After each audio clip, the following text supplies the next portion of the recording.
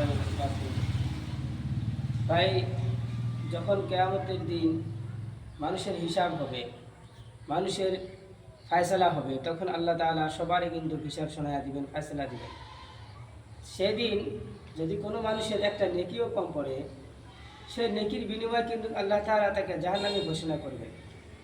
আর সেই ব্যক্তি আল্লাহ তাআলার কাছে আরজি করবেন, আবেদন জানাবেন যে হে আমার রব, আমাকে অল্প সময় দিন, আমি আমার আত্মীয় স্বজনের কাছ থেকে একটা নেকি আনি।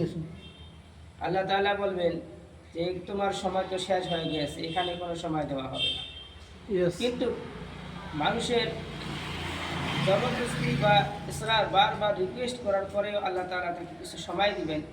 কিন্তু সেই দিন সেই ব্যক্তি তার মায়ের কাছে যাবেন, যাওয়ার পর বলবেন, মা আমাকে একটা নেকি দাও, কারণ একটা নেকির কমের বিনিময়ে আজকে আমি জাহান্নামে যাব। তখন সে মা জবাব দিবেন, আমার দুনিয়ার বুকে কোনো সন্তানই ছিল না। তখন সে মানুষ তার বাবার কাছে যাবেন, তার বাবার কাছে যে সেম কথাই বলবেন যে বাবা আমাকে একটা নেকি দাও, আমি আজকে একটা নেকির কমের জন্য আমি জাহান্নামে যাব। তার বাবাও সেম কথাই বলবেন যে আমার দুনিয়ার বুকে কোনো সন্তান ছিল না। ভাই, দুনিয়াটা এরকমই।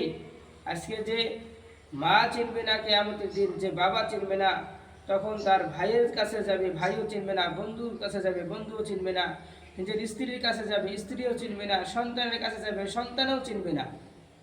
মাতরম দোস্ত বুজুর্গ, আজকে আমরা যেই বাবা মায়ের, যে সন্তান, যে স্ত্রীর, যে বন্ধুত্বর বাহানা দিয়ে আজকে আমরা নামাজে আসি না, নিজের দিনকে ছেড়ে দিতেছি, ভাই সে আত্মীয় স্বজন, সে মা বাবা, সে ছেলে সন্তান, সে বন্ধুত্ব কিন্তু সেদিন আর একটা নেকি দেওয়ার মতন কেউ সাজবে না। তো সময় থাকতে নেকি করো, আখিরাতকে বানায় নাও, কাল কিয়ামতের দিন কারো কাছে হাত পাততে হবে না একটা নেকির জন্য।